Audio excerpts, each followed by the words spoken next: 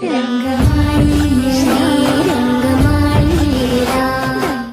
गाणं म्हणजे एका मुलीच्या लहानपणापासून तिच्या लग्नापर्यंत आणि पुढे संसारापर्यंतच्या प्रवासाचं सुंदर वर्णन. आई वडिलांची भावली आता मोठी झालीये, तिला हळद लागलीये आणि म्हणून ते तिला सांगतात की सासरी गेल्यावर जुळलेली सगळी नाती ही फार पवित्र असतात आणि एका कोवळ्या मातीसारखी असतात, ज्याची पुढे जाऊन एक सुंदर मूर्ती घडवायची असते. संसाराच्या प्रवासात काही क्षण एखादा पक्षी आनंदानं विहरतो तसे असतात, तर काही क्षण अडचणींचे सुद्धा असतात. त्यामुळे ही नवी नवरी टाकणारं प्रत्येक पाऊल जपून अंदाज घेऊन टाकते, कारण तिला परंपरेनुसार माहितीये की तिला आता या घरी सासरी नांदायचंय. पुढल्या ओळी स्पेसिफिकली आनंदीबाईंच्या कॅरेक्टरसाठी.